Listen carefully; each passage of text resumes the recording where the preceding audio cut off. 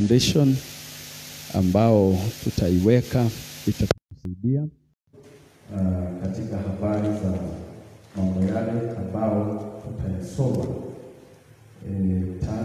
kuanzia sasa siku hizi tatu kuja. Praise the name of the Lord.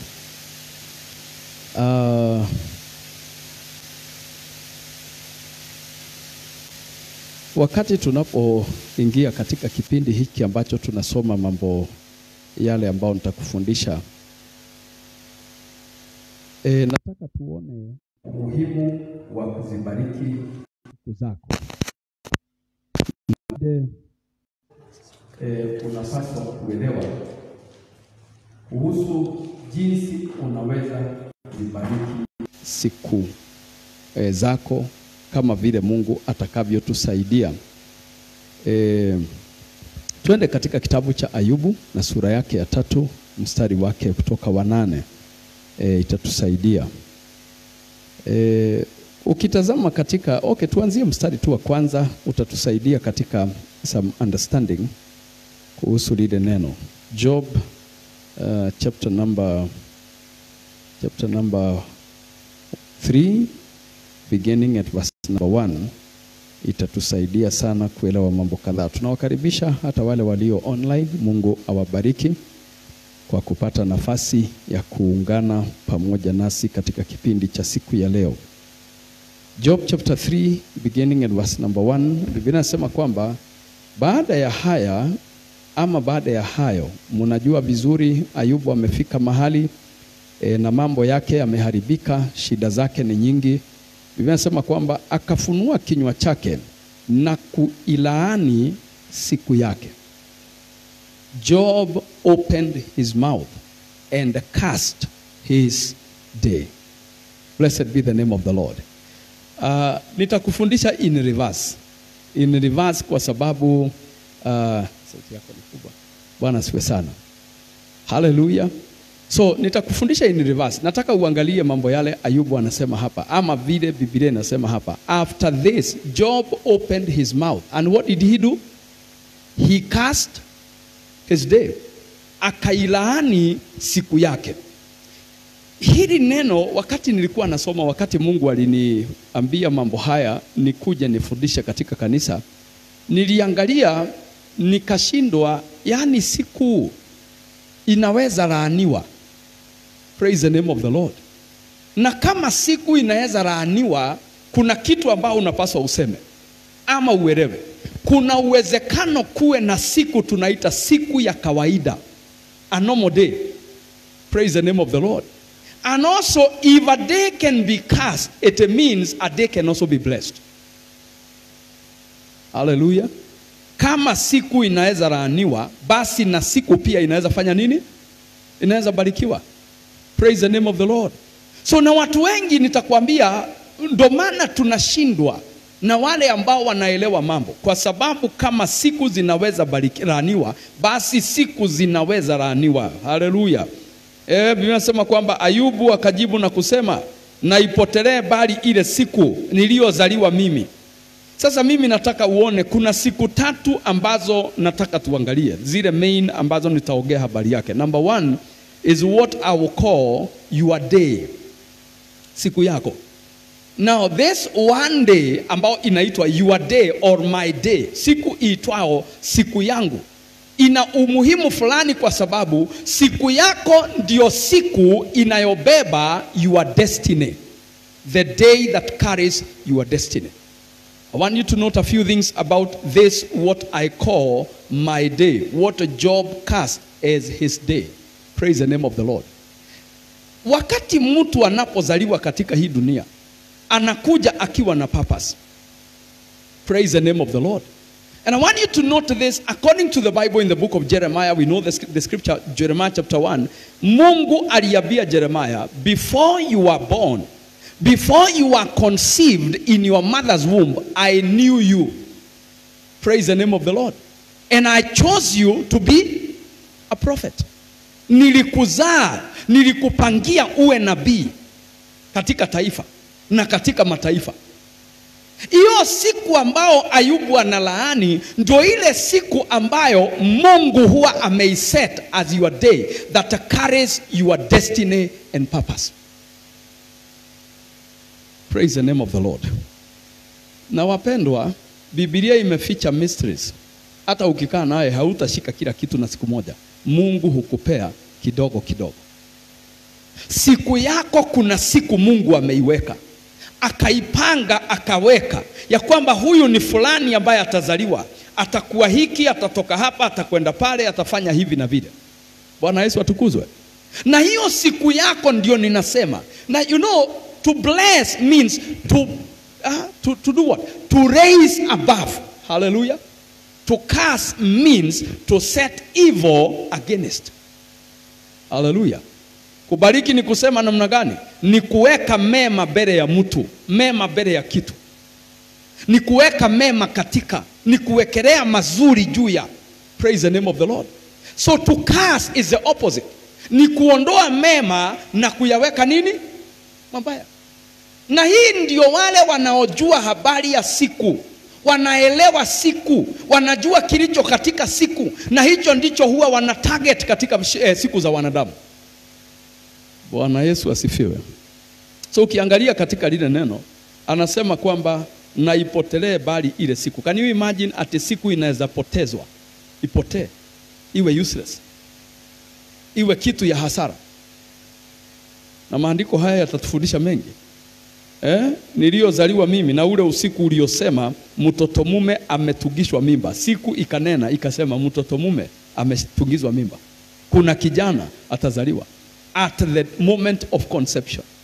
So kuna siku hiyo ninataka uielewe. When a person, wakati unaingia katika siku ambayo kuna destiny umewekewa. Praise the name of the Lord. Siku ya pili ambao ninataka uifahamu na uiweke katika akili yako ni siku ambao ninaita today, and we will see that in the scripture. My today. Praise the name of the Lord. What does my today mean? It is your present, your life, your moment. Hallelujah. And I want you to note this also, the third day. Nimesema nitaelezea mambo haya wakati tutakapoendelea. Preferably tomorrow I'll be able to expound on the same. I want to talk about the tomorrow. My tomorrow. Praise the name of the Lord. My day, which is the day I was conceived in the mind of God. The day I was created in the mind of God. Are we together? Number two, there is my day, which is today. The moment I have, the life that I have now. My present. Hallelujah. Number three, there is my tomorrow, and my tomorrow is more of the prophetic days ahead. The fulfillment of what God made for you. Siku hizi tatu ni lazima mtu ajifundishe vile utadiru nazo katika kuzibariki. Bwana tukuzwe. Kwa sababu gani? Siku yako inaweza twaliwa. Ayubu anasema ya kwamba siku hiyo na ipotee. Let the day perish. Praise the name of the Lord. Manake siku zinaweza potezwa. Siku zinaweza ondolewa katika maisha yako. So the moment you begin to live, you stop living in your day. And what is your day? The day is the purpose within it. Makusudi yale yaliyo katika siku. Vitu zile Mungu aliweka akasema huyu ni fulani, siku zake ni hizi. Biblia inasema kwamba help me to number my days. Nisaidie kuhesabu siku zangu ili nijue vile nitaishi. In that, David was saying, help me to understand what I am created for. Help me to know who I am and how I am supposed to live. Ili niweze kuyafikia mambo yale ambayo umeniwekea. Jina la Bwana libarikiwe. So Ayubu akasema, ipotelee mbali ile siku. Na kwanza unasikia amesema, alilaani ile siku. Praise the name of the Lord. Akaiwekea nini? Mabaya. Akaitamukia mambo tofauti na yaliyokuweko. It is good for you as a believer to understand. If you don't take care of your days, other people will take care of your days. Situations and conditions will take care of your days. Let the day be darkness. May God above not seek it, nor light shine upon it. Siku ile na iwe giza. Haya ndiyo mambo ambayo ameanza kutamuka. Unasikia? Hatamukii mtu, anatamukia nini? Siku. Na siku hii anasema, siku hiyo ambao ilijulikana kijana atafanya nini? Atazaliwa. Mke ameshika nini? Mimba. Mama yake ameshika mimba. Niulize hili swali, kama hii siku iko in the past, kwa nini anailaani? Come on. I want you to have a revelation. If the day is the 24-hour period that we are talking about, then this one is in history. Ayubu ni mzee. Na sijui kama hapa niliwatajia nikawaambia kitabu cha Ayubu mahali kimewekwa, watu wengi hufikiria Ayubu alikuwa hapo mbele ya kina Daudi. Job lived in the days when the world was very fresh. Probably before the floods. Most likely before the floods. Praise the name of the Lord. Ukitazama katika maelezo kidogo ya kile ambacho kinasemwa, anasema ya kwamba the unknown author was probably an Israelite writing sometime between 2500 BC. Kitabu cha Ayubu kiliandikwa miaka 2000 kabla ya nani? Ya Yesu. Miaka 2000 kabla ya Yesu. Tunaongea habari ya wakati wa Israeli walikuwa wanatoka Misri. So Ayubu hakuishi siku zile, aliishi mbele. Tunapatana? Job wrote many years. So I'm saying this, miaka ile watu waliishi miaka mingi. Miaka 900, miaka 800, miaka 500. Praise the name of the Lord. So wakati unasikia Job ako na mke, ako na watoto, huyu ni mtu aliye na zaidi ya miaka probably 300 and above. Are we together? So nikuulize, miaka 300 imepita tagu, miaka 300 hata ukiweka, okay, roughly tuseme hata kama ni miaka 100 imepita. Siku ile nilizaliwa, siko mbali sana. After 100 years, siku ile mama yangu alishika mimba. After 100 years, see, those are so many days. Then in the history, how can you cast the history? How can you cast the history? I want to tell you, sahi tukilaani Kenya ati tuseme hiyo independence, hiyo siku ya independence tumeilaani, hiyo 12th December 1963 tumeilaani. Jamani, can we go back to 1963? Watu wale walikuwa pale, hata wengi wao wako, watu wachache sana wako. Jina la Bwana libarikiwe. Wale wengi waliokuweko wazee walikufa, lakini vijana wamebaki. Ninasema kitu moja upate kuelewa. Anaposema ilaaniwe siku, haongei habari ya 24-hour day. Ananena habari ya siku ile inayobeba destiny yake, inayobeba purpose yake katika dunia. Praise the name of the Lord. And I want you to know this. The Bible says, the Lamb of God, behold the Lamb of God, who was slain before the foundation of the earth was laid. So Yesu hakufa wakati tulimuona msalabani. Jesus died many years before. Hallelujah. Manake ni kusema, kuna vitu vinavyokuhusu ambavyo havipatikani leo. Sio leo inaamua vile zitakaa. Inaamuliwa katika siku ile uliotungwa mimba. Wakati Mungu alisema na kuzaliwe msichana, siku ile Mungu alisema na kuzaliwe kijana. Hiyo ndio siku ile, siku ilijengeka. Is a spiritual thing. Hallelujah. Manake ni kusema namna gani? Siku yako hiyo kubwa, siku ile ambao Mungu aliweka purpose, ni vizuri uinganganie. Na ni vizuri ujue vile utadiru nao na vile utaibariki. Maana usipoishughulikia vile, ile siku inaweza twaliwa na wengine na ikawekwa vingine. Glory be to God. Inaweza wekewa mambo, unaweza wekewa mizigo ambao sio ya sasa, ni ya siku ile. Kusudi lako linaweza geuzwa, mambo yako yanaweza geuzwa. And I want you to see something. Because many of us, why we have to go back there and begin to bless our days appropriately. I want you to understand.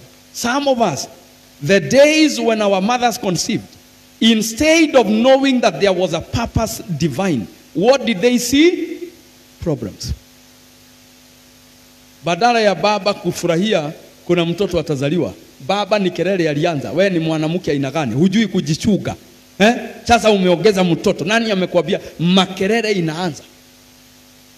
Mama zetu wengine, kumbuka, sisi ndio wale ambao tulifanya wakatize kusoma.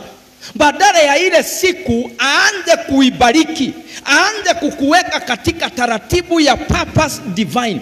Because I want you to know this. Even in their mistakes, if they did a mistake, if at all they did a mistake, you were still born in the purposes of God.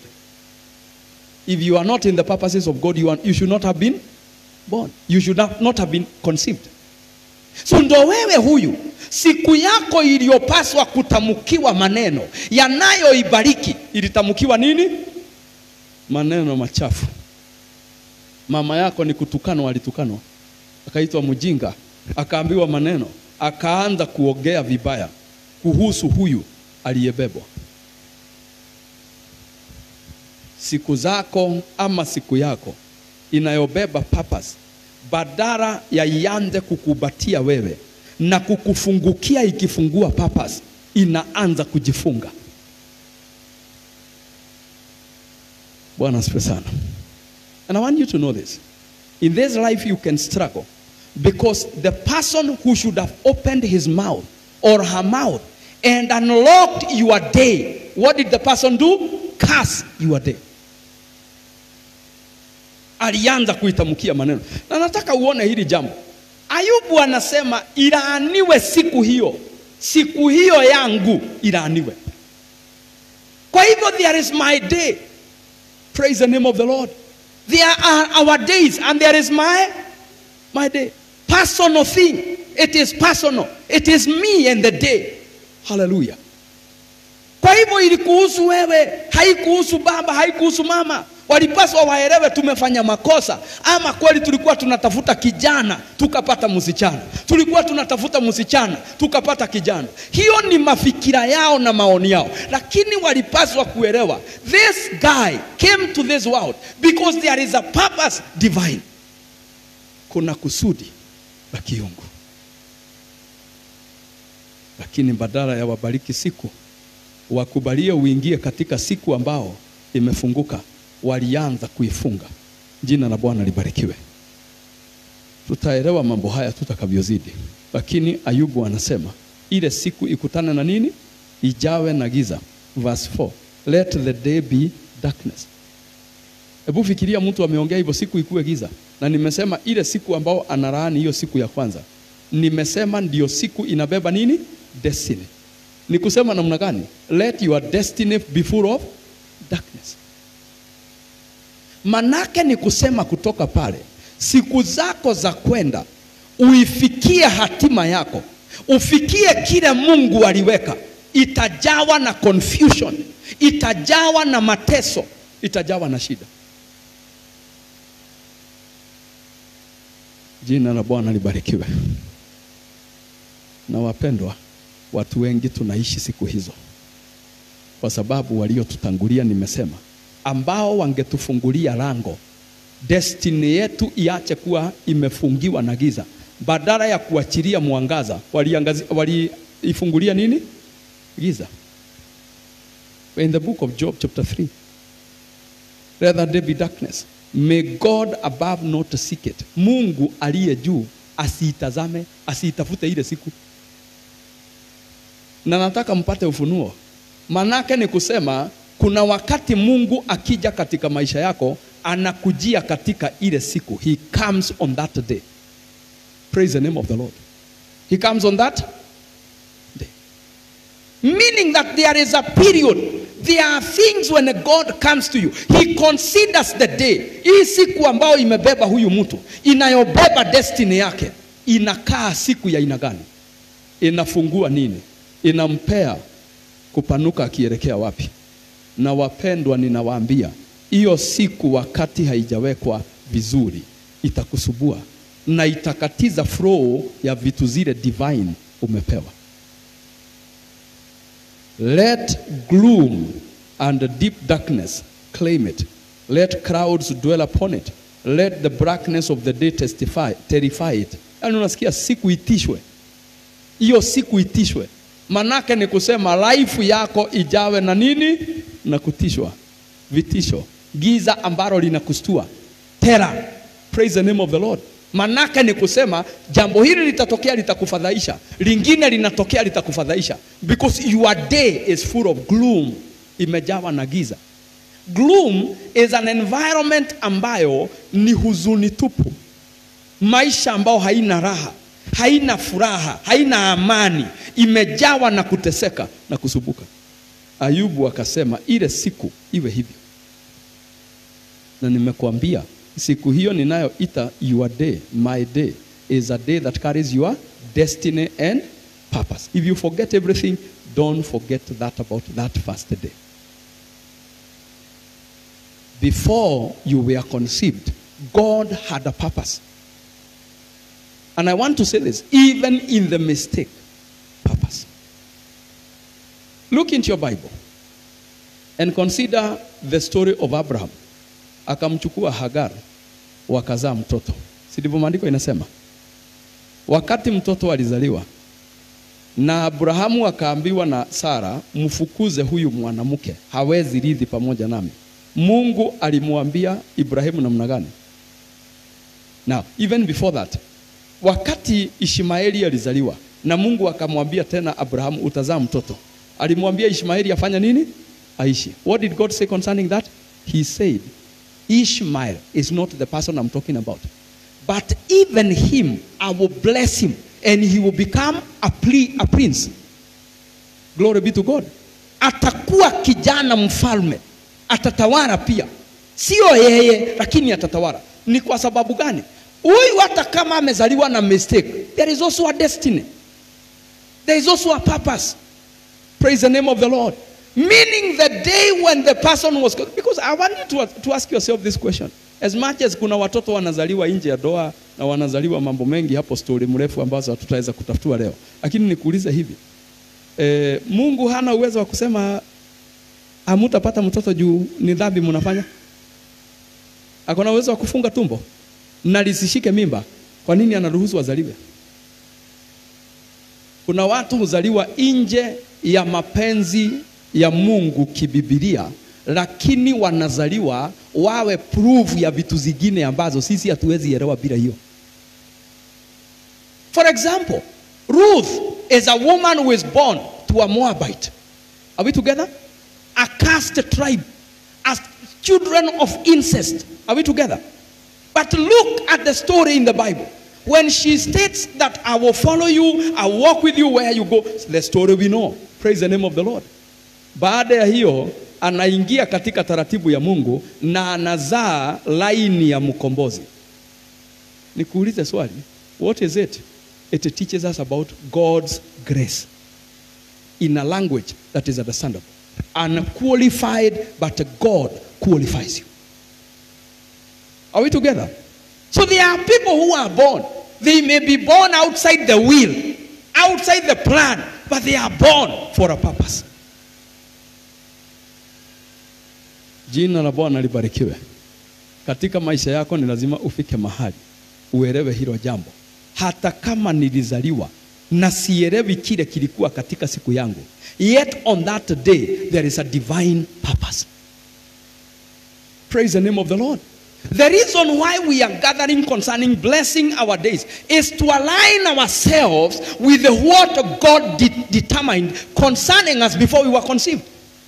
We bless ourselves. We declare concerning ourselves according to the will and the purposes of God. Somebody say, God help me to bless my days. Hallelujah. Hata kama walionizaa walinena vibaya kunihusu, you have a word that is better than their word. You have a word that is stronger than their word. Praise the name of the Lord. Brethren, just understand, and I wish you understand this as simply as it is. Ya kwamba ukizaliwa, wacha hii mipango ya wazazi na makusudi. There is a will and the purpose of God. Hallelujah. Some of us tulizaliwa wakati wazazi wamepanga mipango, wamemaliza. lakini ukatokea tu. Hata kama ulitokea, mama mpaka anajiuma kidole, anasema mimi ni aina gani? Kwani ni nini hii? Lakini ingawaje neno la mama ni nzito, kuna neno la Mungu nzito kuliko neno la mama. Somebody say, I will bless my day. Say it again, I will bless my day. Praise the name of the Lord. Anasema, let darkness and the shadow of death stain it. Maneno haya ninajaribu kukuonyesha kwa sababu sisi tunajuaje maneno yale yalinenwa kuhusu siku yetu. Amen. Mimi hupenda sana kusikiza watu. Kuna mama hutupwa kwa sababu ya kuzaa kama mtoto kama msichana. Anaambiwa njia ni gani kwenda. Umezaa msichana, umezaa wa pili, jipe shughuli. Na destiny ya mama inaharibika. Na watu wengi kwa sababu ya kuumizwa, unatupwa, unafanyiwa madharau, unafanyiwa dhihaka, unaongewa, unafanywa. Mwishowe yule mtu saa zingine ana develop nini? Bitterness kwa moyo. Anaanza kunena kuhusu huyu mtoto na ile bitterness.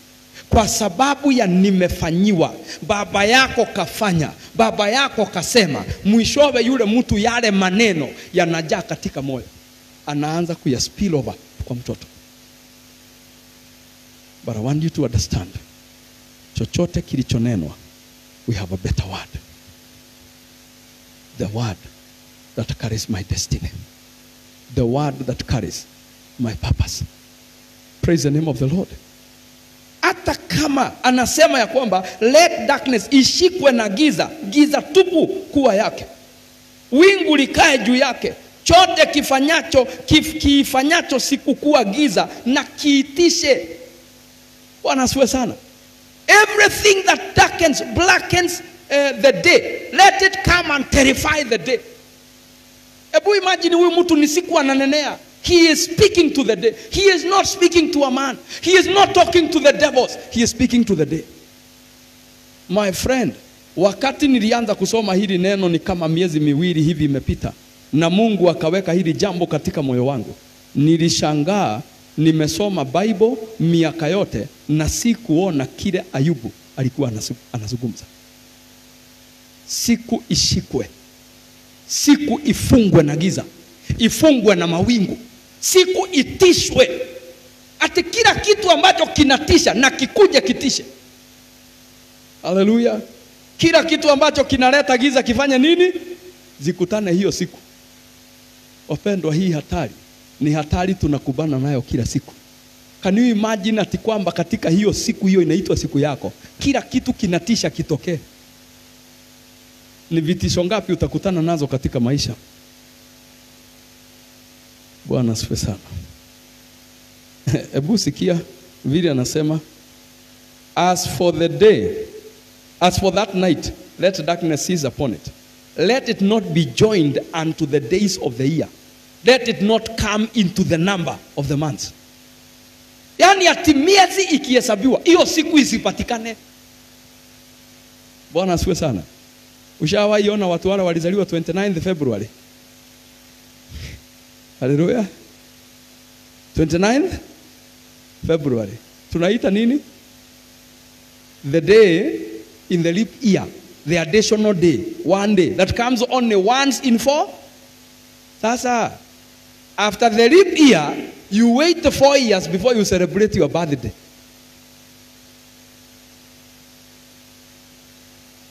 Niulizie jirani, siku yako inapatikana kwa kalenda? Si mimi nasema, ninajaribu kupea mfano physical ambao utaelewa. Can you imagine ati siku yako inatafutwa haipatikani? Siku yako inatafutwa haipo. Mungu asaidie. Hallelujah. Si mimi nasema, Ayubu anasema siku yako itafutwe, isipatikane kwa mwezi, hata miaka ikihesabiwa isipatikane. Can you imagine that day? And I'm telling you, this we are calling my day is the day that carries your destiny, that carries your purpose. Then it is missing. Na nimekuambia Biblia inasema na Mungu asiitafute. May God not seek that day. Can you imagine that inaweza kaa kitu Mungu akitembea siku ile inapaswa kuwa yako, hafiki siku hiyo yako, hafiki, haitafuti siku hiyo ambayo inabeba destiny, hamkutani. Inua mkono, sema Jehova, isiwe hivyo kwa maisha yangu. Wacha iwe tuwe opposite, wacha iwe opposite. Siku yangu ifanye nini? Ipatikane. Kwa miezi ipatikane, na kwa miaka ipatikane. Praise the name of the Lord. Meaning that hiyo siku inaweza kuwa ya kwamba kila mwezi, katika mwezi kuna siku yako ambao inapaswa kuja ikibeba baraka zako, ikibeba ushindi wako, ikibeba utukufu wako. Lakini siku hiyo kumbe kuna wale wanakuanga na fairo ya masiku wameodoa. Amen. Wale ambao mnanielewa, ushawahi, najua hapa unajua pia huongea na watu. Unapewa kitu kama mwingine tu na asikasirike nikisema, unapewa promotion alafu unaenda unakuta haiko. Kumbe ni siku inakuwa dero tunayo. Pole. Lakini Mungu ni mwema. Ni siku tu mtu ameenda akabadilisha siku. Naficha. Wewe unakuja lakini siku haiko. Na hii kitu ninaita siku, ninawaambia, please do not misinterpret. It is not 24 hours program. It is about the destiny. Praise the name of the Lord. Siku inafika, siku yako ambao na jameni wapendwa, ndio maana tuko na hii conference, because things must begin to change in Jesus name. Siku yako ambao unapaswa ukutane na mtu wa kuoe, siku hiyo inaondolewa katika kalenda. Bwana asifiwe sana. Na wapendwa, kama siku inaweza ondolewa, si ni kusema inaweza rudishwa? Sasa nani ajuaye kama huyu hawa majamaa? Maana hii vitu naona kama naanza kupata ufunuo ambao siku anaye bereni, wapendwa. Yaani anaweza kufanya ingine kwa Kikuyu sisi tunasema komemia, anaweka siku anaitoa. Yaani unaona mtu amekuja alafu jamaa na withdraw the day. Jamaa anapotea, unashindwa, unajaribu mpaka kutext mtu, tell me what went wrong, what did I do wrong, ni makosa gani nilifanya? Lakini mtu si makosa imefanyika, ni siku imefanya nini? Imekuwa withdrawn. The day that carries your blessing has been taken away. The day that carries who you are, the day that carries what you are supposed to receive has been taken away. Praise the name of the Lord. So wapendwa, mimi nataka tuingie katika nafasi ya maombi.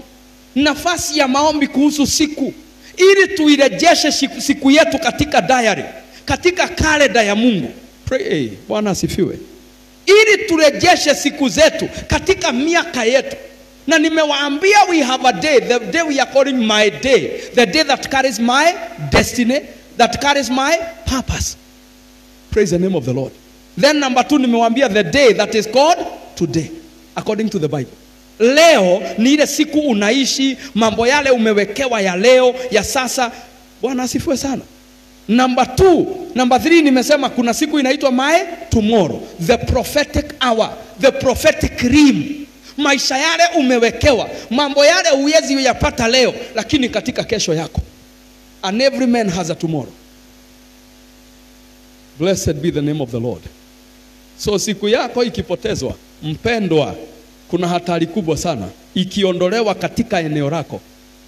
Hatari fulani ambao itakukujia ni kwamba kile unastahili kupata hakipatikani. Kile unastahili kupewa hauwezi pewa, maana siku yako kaondolewa. Wewe ukaondolewa katika kile kilicho chako. Bwana Yesu asifiwe. Siku zetu ziko wapi? Anasema the night be let the night be thick darkness. See it. Seize it. Let it not rejoice among the days of the year. Ati isifurahie hiyo siku. Kwani siku inafurahi? Kwani siku hukasirika? Inaambiwa hiyo siku isifurahie, let it not enjoy. If your day is not enjoying, will you also be enjoying? Kama siku yako haina raha, utakuwa na raha. Kama siku yako haibebi utukufu, utabeba utukufu. Manake ni kusema kuna watu ambao, na Mungu ni mwema na nashukuru kwamba Bwana umetupea nafasi. Siku zetu ziliharibikia mahali siku ile iliponenewa vitu tofauti. Bwana asifiwe sana. Kuna mstari nataka tufikie. Let it not come into the number of the months. Ati isifikiwe. Bwana asifiwe sana. Behold, let the night be barren. Let no joyful cry enter it. Yani usiku ule uwe nini? Na utasa. Sasa imagine, tunaongea tu habari ya siku. Nataka tu uone ni Biblia inasema tu ni siku inatajwa. Ati siku hiyo usiku huo uingiwe na nini? Na utasa. Can you imagine living days that are barren? Days that have been cast to be barren. Siku ambazo zimewekewa utasa. Manake ni kusema hazizalishi chochote. Inua mkono wako, sema Bwana, uzifanye siku zangu ziwe na mazao. Haleluya. Uzifanye siku zangu ziwe na nini? Na mazao. Siku zangu ziwe zinazalisha. Siku zangu ziwe zinatoa mambo. Praise the name of the Lord. Kwa maana kama siku zinaweza kuwa tasa, basi siku zinaweza zaa. I refuse to walk in barren days. I refuse to walk in the barrenness of my days. I want to walk in the fruitfulness of my days. May the womb of my day begin to produce. Hallelujah. Utasa wa siku zangu siutaki katika jina la Yesu. Sasa mimi nilikuwa nataka sana. In fact, I had dedicated, nilikuwa nataka kuanzia mstari wa 8. Lakini nimeona ni muhimu tu hata hiyo background uipate. Let those who curse it, who curse the day, who are ready to rouse up Leviathan. Bwana asifiwe sana. Let those curse it. Come on. Let those who let those who Bwana asifiwe. Let those curse it who curse the day. Wale wanaolaani siku na watokee wafanye nini? Wairani. Sio waraaniwe, wairani. Alea marumaga muthenya ni moke maurume. That is what. That is the word of God. Yani kwa hivyo kuna watu hukaa kazi yao ni kulaani nini? Na Ayubu anasema watokee wanisaidie kulaani hii siku. Wakuje wairani hii siku. Maana mimi hii mateso kwani imetoka wapi? Wapendwa, we know the story. It is a different story afterwards. We know that the problem was not Job. We know the problem was God dealing or fighting with the devil. Lakini jambo lile ambalo nataka ulipate siku ya leo, anasema ilaaniwe hiyo siku. Na wale wanajua kuilaani na wakuja washike pande moja tulaani. Bwana Yesu asifiwe. Niliposoma hili jambo linisubua moyo. Yaani mtu anaweza tokea ajuae kulaani siku, ajuae kunena mabaya kuhusu siku. Praise the name of the Lord. Sijui kama kuna mstari ambao napewa mahali nione kama unaweza tusaidia. Amen. Praise the name of the Lord. Hiyo sio mzuri sana. Lakini neno nasema who are ready to rouse up Leviathan. Leviathan hii ni wanyama ambao sisi hatukukuta. Hawa ndio akina dinosa. Leviathan.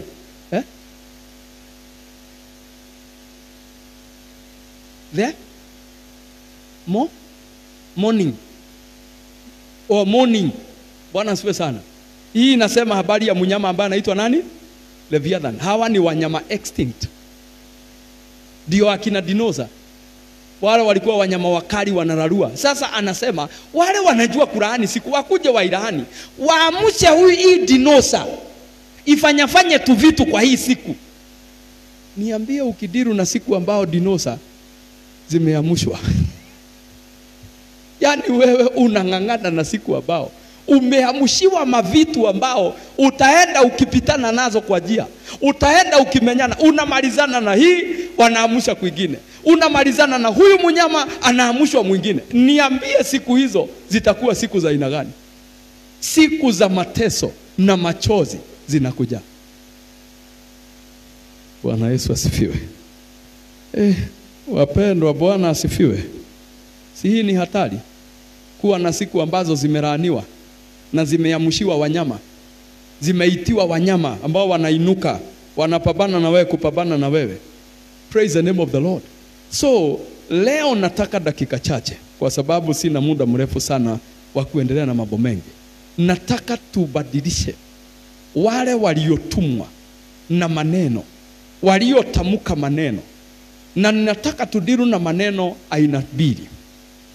Bwana asifiwe sana. Number one, kuna maneno nitasema maneno matatu. Kitu cha kwanza ni maneno legal, words which have a legal foundation. Maneno yaliyonenwa yakiwa na msingi halali. Msingi halali ni kusema namna gani? When they were spoken, they should have been spoken. Glory be to God. They should have been spoken. They were meant to be spoken. Legal words. Number two, kuna maneno ambao nitaita intentional words. Maneno yaliyopangwa, yaliyokusudiwa, yamepangiwa, yakinenwa, yalinenwa yakiwa yamekusudiwa. Number three, kuna maneno nitaita unintentional words. Maneno hayakupangwa, hayakuwekwa. Hakuna mtu alikuwa ameyakusudia yakinenwa. Bwana asifiwe sana. Katika laana zile tunaongea habari yake, zile ziko katika siku, ziko katika maeneo hayo matatu. Kuna laana legal, siku ambazo zilitamkwa, maneno yakatamkwa, and they are legally supposed to be there, kwa sababu kulikuwa na makosa fulani ama kulikuwa na jambo fulani nzuri. Praise the name of the Lord. So maneno yale mabaya yalionenwa kutuhusu, curses that were unlocked in our families, maneno ambayo tulinenewa kwa sababu ya makosa yaliyokuweko, maneno haya ni vizuri tudiru nayo. Bwana asifiwe sana. Fikiria, mtu anapasua nyumba ya mtu, na huwa anapeana huu mfano. Mtu anapasua ndoa ya mtu. Naposema nyumba na maanisha ndoa. Yule aliyekasirika anaongea, anasema na wewe, watoto wako wale utazaa, nyumba zao zitapasuliwa hivyo hivyo. Ana haki ama hana haki? Ana haki. Of course amelaani kizazi chake.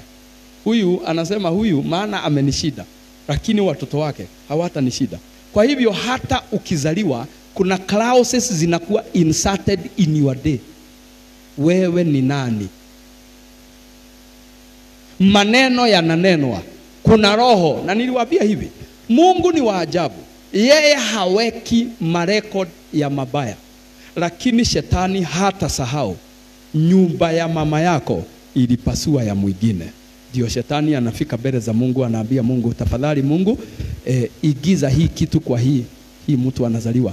Kwa sababu kulingana na record, mama yake alipopasua nyumba ya fulani, aliambiwa ama kulinenwa azae watu ambao nyumba zao zitapasuliwa.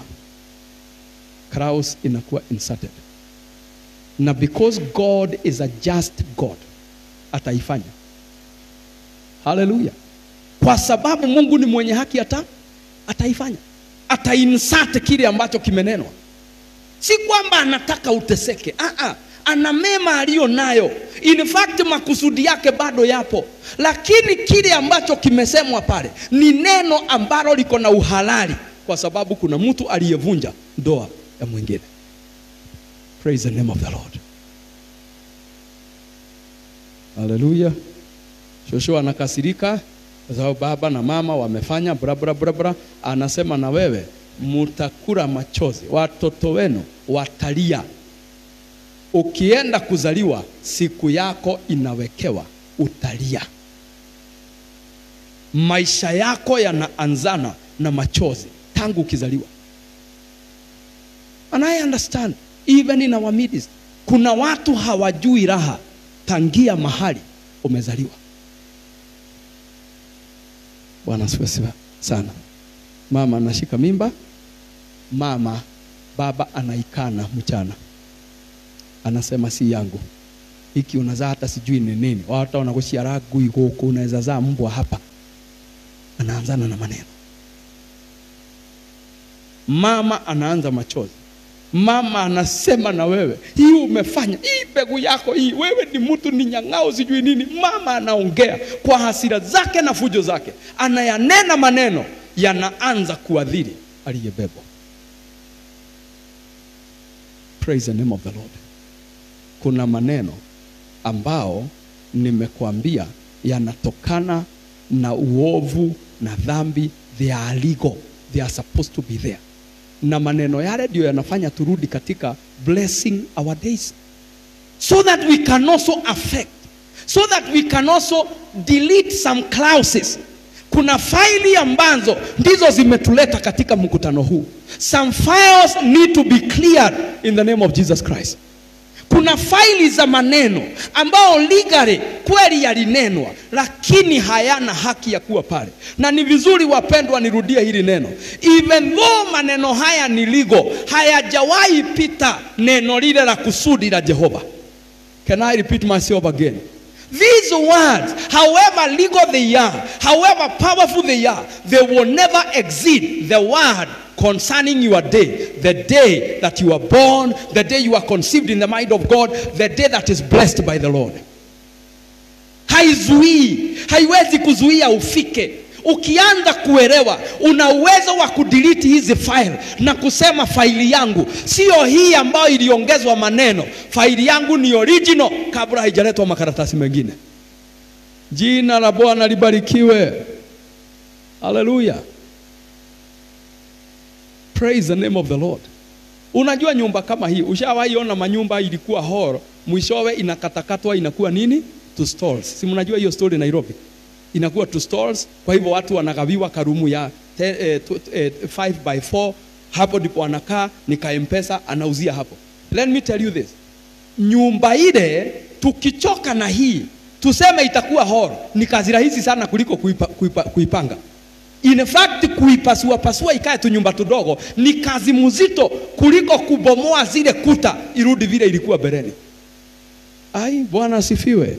Kwa hivyo nasema namna gani? Kuna the original structure ile uliumbwa uwe. Haikuwa na hii clauses ambazo zinabeba magonjwa. Haikuwa na clauses zinabeba mateso. Haikuwa na hizi clauses zinabeba machozi. Hii huzuni na hii laana imelaaniwa. Haikuwa sehemu ya kile Mungu alikuwa amepanga. And that is why I'm saying we can take out the files and remain with the right file in Jesus' name. Hallelujah. So, nikasema kuna maneno ingine tunaita nini? Intended words. Kuna watu hunena maneno ya kufunga, kufungia watu jia, wananena wakiwa wanajua ni jia wanafunga. Na ndio hawa ambao Ayubu anasema let those curse curse it rather who curse the day. Wale wenye kujua kulaani siku. Na unaona haiweki days, anasema day. Siku hiyo moja hiyo ambayo inabeba my destiny. Wale wanajua kuilaani wailaani. Yani people who will come intentionally. Wanataka kusimamisha kile kimepangwa kuhusu siku. Wanataka kubomoa kile kimewekwa kuhusu siku. Lakini leo tuna neema mbele za Bwana katika jina la Yesu, ya kwamba hata kama siku ililaaniwa, hata kama siku ilinenwa, tuna uweza wa kunena maneno badala katika jina la Yesu. Hallelujah. Are you ready for prayer?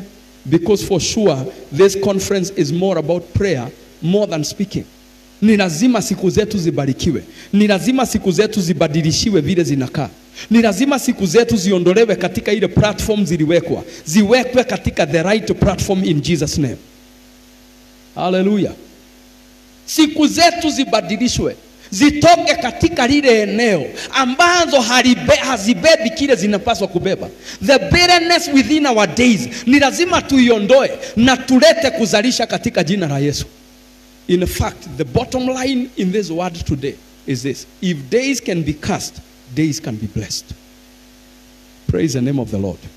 If days can be cursed, days can be blessed. Kama siku zinaweza laaniwa, basi na siku zinaweza barikiwa. Kama siku zinaweza fungwa, basi siku zinaweza funguliwa. Kama siku zinaweza wekwa giza, basi zinaweza pata mwangaza. Kama siku zinaweza fungwa, ya kwamba Mungu hawezi pata access, tunaweza zifungua siku na Mungu akapata njia ya kufika. Jina la Bwana libarikiwe. Simama kwa miguu yako kwa dakika chache. Nataka tuanze kwa kuondoa maneno. Ebu sikiza, leo nataka, ebu achana na hizo siku mbili zimebaki. Siku ile tumeita today na siku hiyo inaitwa nini? Tomorrow. Ebu achana naye. Nataka turudi mahali ambapo your life began. And I want you to admit and to receive this from the Lord, that your day was conceived by God. Come on. Nataka uondoe mafikira vile ulizaliwa, situation vile zilikuwa, mambo vile yalikuwa, unasikianga story ya aina gani. Ebu ondoa hiyo kwa moyo, ebu ondoa hiyo kwa kinywa chako. Nataka urudi mpaka mahali siku yako ilianzia. Mahali Mungu alitamka akasema yes, let a woman be born. Mahali Mungu alitamka ya kwamba let a male child be born. Nataka urudi pale. Nataka ukataane na hizi nyongeza. Bwana asifiwe. I wish kesho ukikuja ukuje na kakitabu. Kuna kakitabu ka 32 pages. Ebu enda ununue kamoja. Kuna kitu tutatoa kesho. Kuna mapages tutangoa. Are you prophetic? Kuna mapages tutangoa. Insertions za shetani. Insertions za watu wale ambao wanakuchukia. Maneno ile imeenda ikinenwa na kupangwa katika maisha yetu. We must pluck them from our lives. I usually tell you, sometimes you have to become like a madman. Maana kuna watu walikuja wakituongezea mavitu kwa failo yako. Unaenda unakuta kifailo ni kikubwa na kimejaa takataka tupu. We must not live like that in Jesus' name.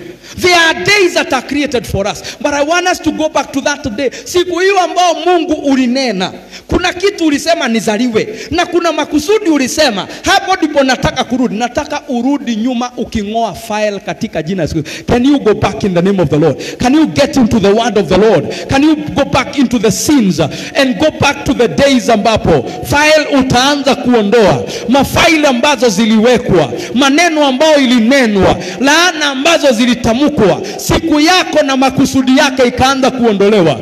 Can you go back to that file in the name of Jesus Christ? Enenda kwa hiyo file katika jina la Yesu. Remakante yako salibaganda. Kuna file ambao ina jina langu. Kuna file ambao Bwana uliweka jina langu, uliweka kusudi langu, uliweka purpose yangu. Natamka kwamba ile siku na kile imebeba ndio kile ambacho umeniwekea Bwana. Everything else is an addition that I refuse and reject today in the presence of the Lord. Kuna masiku ambao Bwana watu walilaani siku yangu. Kuna maneno ambayo ilinenwa. Kuna hali na situation ambazo inabeba laana kwa siku yangu. But I declare today in the name of Jesus, Sheteke tabaganda, Rapasalamakaya, oh rimama masaka bagande, remosela kandara babozaida. The days that I was born, the day that I was born in the mind of God, the day I was conceived in the Spirit of God, I declare that is my day, and that is where I'm going back to. Makasala kanderebo, ripasala kandereba, rimasela la kotarababozaya. In the mighty name of the Lord, Himakopo silaboyande, Hemana kotali bazala mayanda, rekatala bazanda, banakato bozande. Maneno yanayofunga, maneno yanayozima nyota za watu, maneno yanayobeba giza katika siku yangu, maneno yanayobeba giza katika siku zangu na kuhusu siku zangu, na yatamkia siku ya leo. You are no longer my word. You are no longer my word. In the name of the Lord, you are no longer my word. Shetara kasala bazande, remana kosali bazanda. Kuna wale ambao Bwana tulilaaniwa, siku yetu ikaondolewa, siku yetu ikafungwa, siku yetu ikazuiliwa, barabara za siku yetu zikafungwa. Lakini natamka siku ya leo,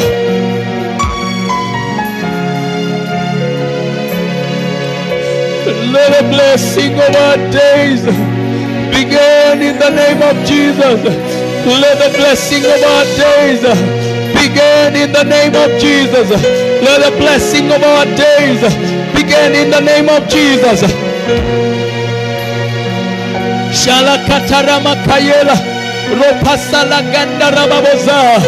The blessing that my day carries, the destiny that my day carries, the purpose that is carried in my day, I declare today in the name of Jesus, let it begin to come in the name of Jesus. Every connection to my day, every connection to my day, let it begin to flow in the name of Jesus. Kila baraka inayobebwa na siku yangu, natamka iwepo, natamka irejee, natamka iwepo katika jina la Yesu. Shatemena katobogande, shatamara kataramazaya, shakenena katamayando, shanonono kotobogande, shanenena kataramazaida, salabokandele katelamazaya, salamana kotalibazande. Oh my God, every blessing that was supposed to come in my day, every blessing that was supposed to follow me in my day, I declare, let it begin to flow. And every curse that came on my day, I uproot you today in the name of the Lord. Every curse over my day, I command you to be broken. Repopopo sakabagande, repapapa katarama salabayanda, repapapa katerema salabayando, repapapa katerema salabayanda. Natangaza siku ya leo, siku yangu lazima ibarikiwe, siku yangu imebarikiwa. Kile Bwana alisema kuhusu siku yangu, I declare it in the name of Jesus. I declare it in the name of Jesus. I declare it in the name of Jesus. I declare it in the name of Jesus.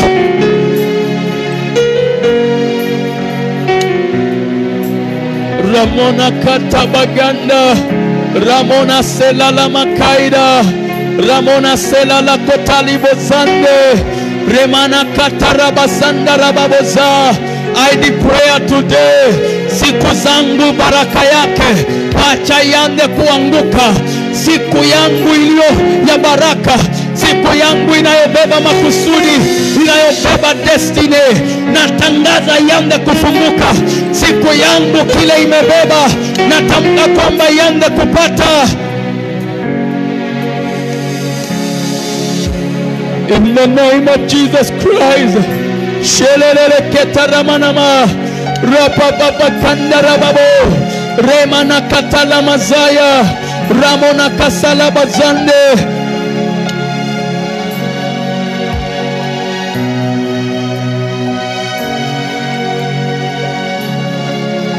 Roma mama sakabagande, repona kasalabazande, remana katela la mozaida, remana katala bazande, reka kataramana mashalalaze.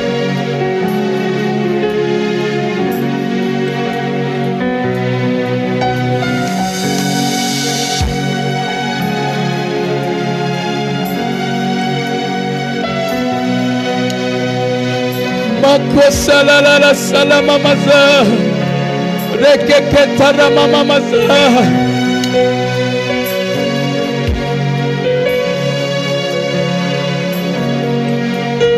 Ramo mama sakara mama, reka salala la kataramana masa, reka kataramana masalala la zena, rima mama kataramana mashela labo.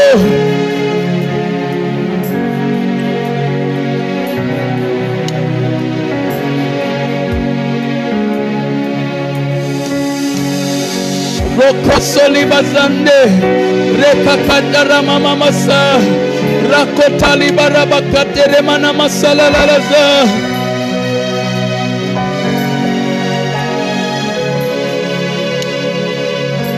Oh yana katara mana masala labo, reka katara mana masala lala.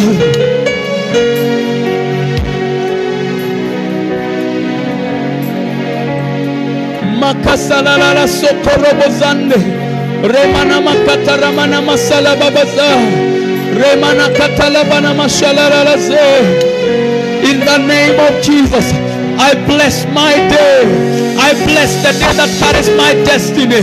I bless the day that carries my blessing. I bless the day that carries my purpose. I bless the day that carries my life. I bless the day that carries my blessings. I bless the day that carries my favor.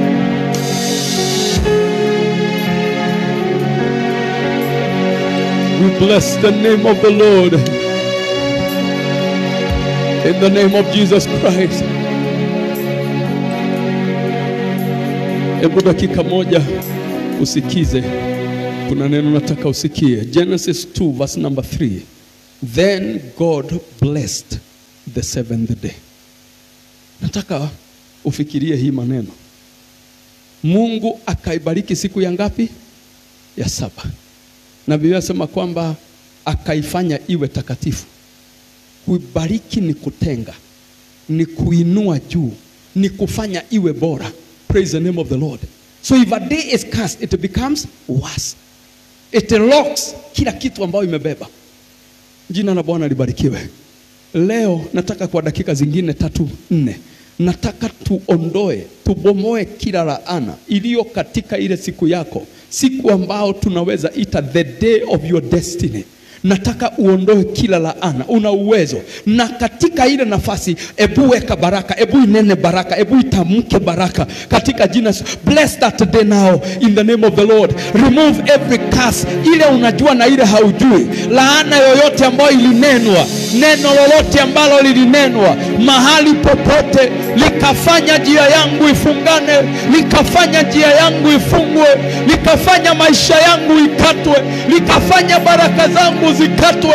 Laana hiyo leo na kupasua na kuondoa katika jina la Yesu, na kutangaza ya kwamba you are not my portion in Jesus name. You are not my portion in the name of the Lord.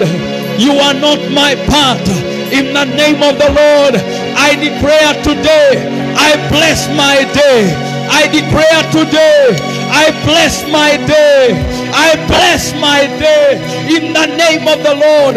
Laana inayofunga pesa, laana inayofunga maisha, laana inayofunga ndoa, laana inayofunga, inayozuilia maisha ya kuinuka, I command you now, break in the name of the Lord. Break in the name of the Lord. Shataketa makosali bozande, leposela la kataya mazanda, rakasoda la makate bazande, rekasama na kotali bazanda. Laana ambayo inabeba kifo, ninakuondoa katika siku yangu. Laana inayobeba kufungiwa, ninakuondoa katika siku yangu.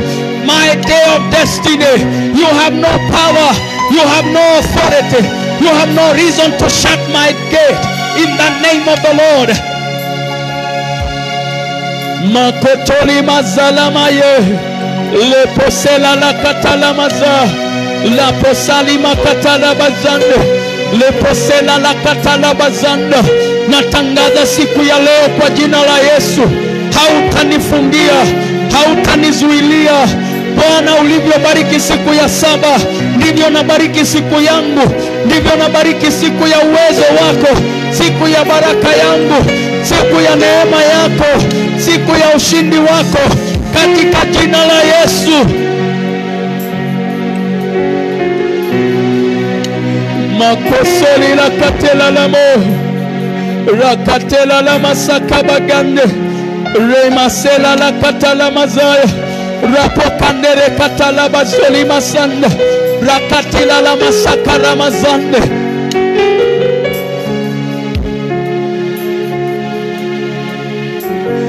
Oh, shatakata ramasala baganda. Natamka ya kwamba siku yangu itakuwa siku ya baraka. Natamka ya kwamba siku yangu itakuwa siku ya ushindi, itakuwa siku ya neema, itakuwa siku ya kushinda. Hebu weka siku yako, weka destiny yako, jitamkia maisha yako kulingana na destiny. Can you declare, I will walk according to my day, according to the purpose of Jehovah. I will walk according to the plan of the Lord. I walk according to the days that are set by God for me. I walk according to that which is set for me in the name of the Lord. I walk according to that which is prepared for me in the name of the Lord. Lamona katala mazande, lepotela la kasala bazande, rekasala la masaka baganda, ramasoka katere masala bayande, reposela la makata ramasande, rekakata ramasala bayanda. In the mighty name of the Lord, I bless my day. I bless my day. I bless my day.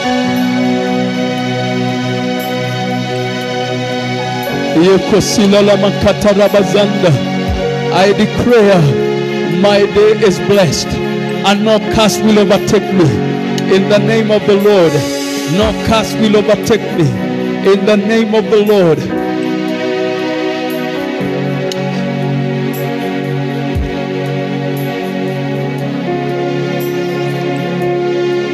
In the name of the Lord.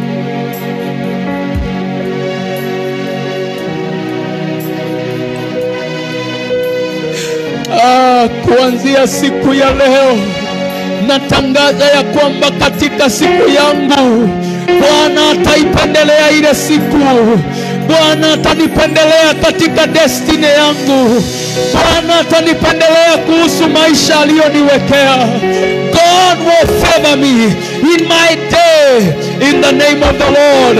God will favor me in my destiny. God will favor me in the days that are set for me. He will favor me. He will favor me. He will favor me. Leposama kayate ketama. Shalipe kendo rokotali bazande. The favor of God will be upon me, and the joy of the Lord will be upon me, and the glory of God will be upon me. In the name of Jesus Christ. In the name of Jesus Christ. In the name of Jesus Christ.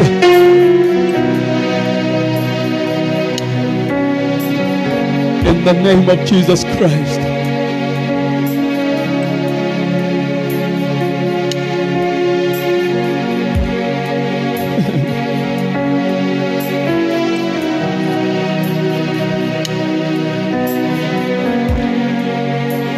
Anayejua kubariki siku aibariki siku yangu.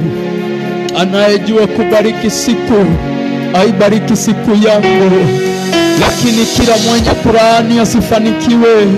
Kila mwenye neno la kuharibu siku yangu. Kila mwenye neno linaloinukia my destiny, natangaza hana uwezo. Kila mwenye kunena neno kinyume na destiny yangu, natangaza hatafanikiwa.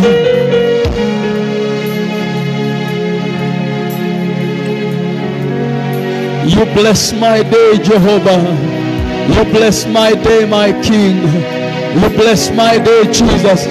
And you will do it once more to the glory of your name. Father, we bless you.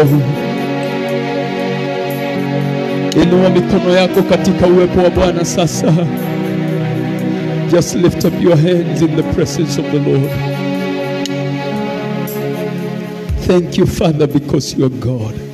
We bless your name because you are mighty.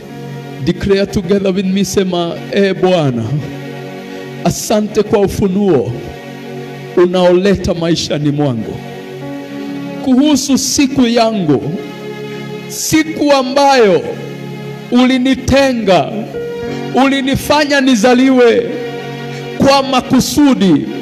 I declare today, according to the word of the Lord, the day that I was born, the day when I was conceived in the mind of the Lord, I declare it is blessed in the name of the Lord.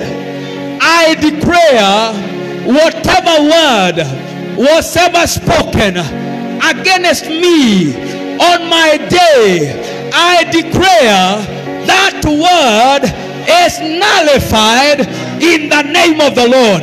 Every word that obstructs my life, every word that hinders my progress, every word that blocks my way, break in the name of the Lord. Break in the name of the Lord. Every word that blocks my way to prosperity, break in the name of the Lord. Break in the name of the Lord. Every word that darkens my day, that brings confusion, that brings the struggling, I command you today, with your darkness, dissipate, disappear in the name of the Lord. I disperse you in the name of the Lord. I declare the light of God will shine in my day. I declare the light of God will enlighten my day. In Jesus' name, I declare today, by the word of the Lord, my day is blessed. My day has light. The Lord can reach me in my day. I declare nothing will hinder my blessings in the name of the Lord. But in every aspect, in every situation, my day is blessed. My day is blessed. My day is blessed. And from today, I will prosper in whatever I do. There is no confusion concerning my day. There is no confusion concerning what I do in my days. In Jesus' name. And somebody shout a good amen. Give a praise in the house of the Lord. Give a praise in the house of the Lord. And I declare by the word of God, your days are blessed in Jesus' name. I declare by the word of God, your days are blessed in the name of the Lord. And every curse that was operating in your days, it is taken care of in the name of the Lord. It is taken care of in the name of the Lord. Father, we thank you and we bless your name. Somebody shout a good amen. Hallelujah. Siku zangu zimebarikiwa. Nimeanzana na kubariki siku yangu, na laana iliyofunga siku yangu haitafanya kazi katika maisha yangu, maana nimebarikiwa katika jina la Yesu Kristo. Amen. Sasa tumeanza rasmi na tunaendelea. Kesho tukuje mapema. Bwana asifiwe sana. Leo hata kama tumechelewa kuanza, kesho tutaanza timely because of the grace of God that is upon us. Hallelujah. Na Sunday vile vile tutaanza on time because we continue even throughout the service. We shall be handling the same, blessing my days. Hallelujah. Na siku zangu lazima zibarikiwe. Siku zangu lazima zibarikiwe. Ikianza na siku, the day of my destiny. And I've said this, tomorrow bring with yourself an exercise book. Na hata kama unaniwatch kutoka nyumbani, prepare yours if you cannot make it here. Kwa sababu gani? Tutaplack every file, everything that is in the file, every leaf in my file ambao haitoki kwa Mungu, tutaiondoa katika jina la Yesu. Leaf yoyote imeandikwa laana, imeandikwa kufungiwa njia, imeandikwa kuhusu hii giza, leaf yoyote inabeba maneno yalionenwa na watu, tutaishughulikia katika jina la Yesu. God bless you and do you good. See you tomorrow. We bless even those who are outside, those who are away from us here. We declare the blessings of God will follow you and will flow in your life even as we continue to gather. Praise the name of the Lord. So tomorrow we shall be meeting here in the presence of the Lord. Kama una jambo lolote unataka kuwasiliana nasi, 0719727770 is the number. Even if you want to give your offering together with us, you can also do the same by the grace that God has given you. Shalom. See you tomorrow. Blessings in the presence.